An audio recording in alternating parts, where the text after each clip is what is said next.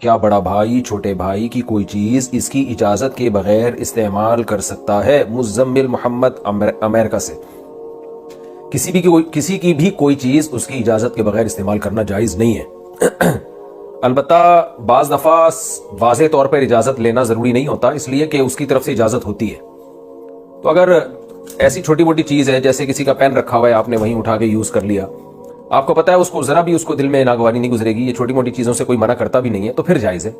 لیکن لوگ کیا کرتے ہیں کہ اس میں پھر اعتدال پہ رہتے نہیں ہیں قائم۔ اس لیے اصول تو یہی ہے کہ کسی کی چیز بھی اس کی پرمیشن کے بغیر استعمال کرنا جائز نہیں ہے۔ اگر آپ کو ذرہ برابر بھی یہ شبہ ہو کہ اس کو تکلیف ہوگی یا وہ ناراض ہوگا، یا وہ بعض دفعہ انسان زبان سے نہیں کہہ پاتا، دل میں محسوس کر رہا ہوتا ہے، تو ذرا سا بھی آپ کو یہ خطرہ ہے تو یہ جائز نہیں ہے۔ نبی صلی اللہ علیہ وسلم نے فرمایا لا یحل مال امرئ مسلم الا بطیب نفس منہ، کسی کا بھی مال اس کی مکمل اجازت کے بغیر، اس کی مکمل دلی رضا کے بغیر استعمال کرنا جائز نہیں ہے۔